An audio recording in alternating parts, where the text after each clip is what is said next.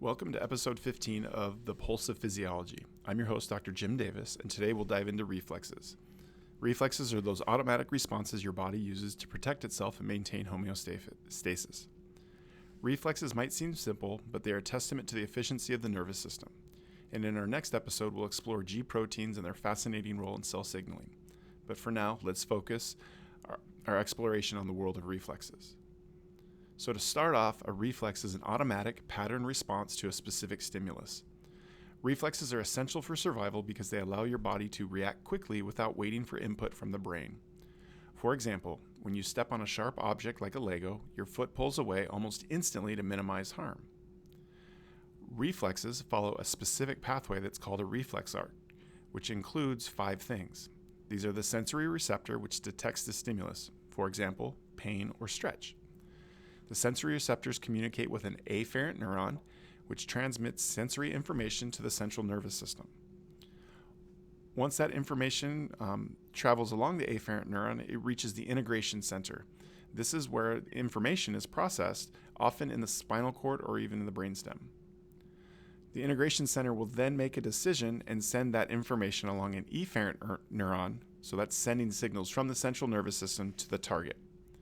Finally, we have an effector organ, and the effector organ is something that carries out the response that comes from the integration center.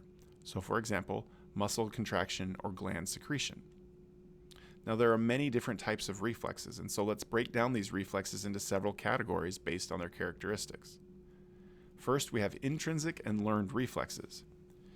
Intrinsic reflexes are those that are innate and present at birth, such as pulling your hand away from a hot surface.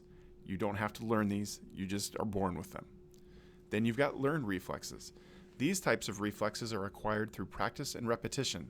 For example, riding a bike, playing an instrument. Another way to classify these is whether or not they're somatic or visceral reflexes.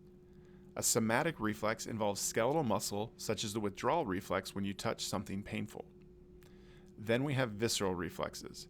Visceral reflexes involve the autonomic nervous system and include such things as changes in heart rate during exercise or breathing more when you're at altitude.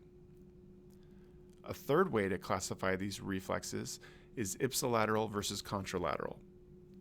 An ipsilateral reflex is where the stimulus and response both occur on the same side of the body. Again, like the withdrawal reflex. If I touch something painful with my right hand, my right arm will move away. Contralateral reflexes, on the other hand, are where the stimulus occurs on one side and the response happens on the opposite side. This occurs in something called the crossed-extensor reflex. Now, there are several specific reflexes that we'll talk about. One of those is the stretch reflex. This reflex maintains muscle length and posture. When a muscle is stretched, specialized sensory receptors that are called muscle spindles detect the change in length and send afferent signals to the central nervous system. The central nervous system will then respond by first stimulating the stretched muscle, which we refer to as an agonist, to contract. Second, it will inhibit the opposing muscle, referred to as the antagonist muscle, through something called reciprocal inhibition. An example is the patellar tendon knee reflex, where tapping the knee causes the quadriceps to contract and the leg to kick. But in order for this to occur, reciprocal inhibition has to act on the hamstrings to prevent them from contracting as well. Next, we have the Golgi tendon reflex. This reflex prevents muscles from generating excessive force and causing injury. Golgi tendon organs are sensory receptors that are located in tendons. They detect tension and the rate of change of tension and send signals to the central nervous system. When these receptors are activated, the central nervous system will then respond by inhibiting the agonist muscle to relax it, while activating the antagonist muscle to balance the movement. An example of this would be if you're given something heavy to carry, if it's too heavy, you will immediately drop it, and this prevents injury to the muscle. Next, we have the withdrawal reflex, which we've already mentioned briefly. This is a protective reflex that is triggered by some sort of painful stimulus.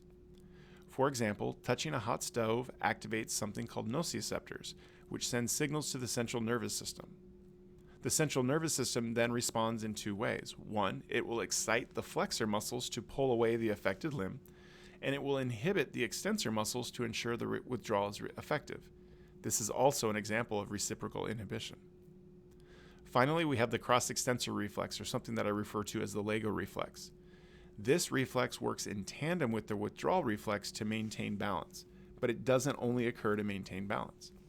For example, when you step on something sharp, the withdrawal reflex pulls the affected leg away. However, before you can pull the affected leg away, you need the crossed-extensor reflex activated. This reflex activates extensor muscles in the opposite leg to support your weight and prevent falling.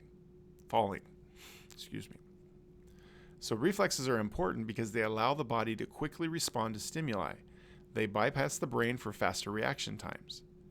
This efficiency is critical in situations where milliseconds can make a difference, such as avoiding injury or maintaining balance. Reflexes also play a role in maintaining posture and regulating physiological processes like digestion and blood pressure. So let's summarize with 4 key takeaways. First, reflexes are automatic, patterned responses to stimuli that protect the body and maintain homeostasis. Second, the reflex arc involves sensory receptors, afferent neurons, an integration center, efferent neurons, and ultimately effectors. Third, reflexes can be intrinsic or learned, somatic or visceral, and ipsilateral or contralateral. Fourth, and lastly, key reflexes include the stretch reflex, Golgi tendon reflex, withdrawal reflex, and the crossed-extensor reflex, each with distinct roles in protecting and stabilizing the body. That's all for episode 15 of Pulse of Physiology. I hope you now have a deeper appreciation for how reflexes keep us safe and functioning efficiently. Join me next time for episode 16, where we'll explore the role of G proteins in cellular communication. Until then, keep questioning, keep exploring, and stay curious.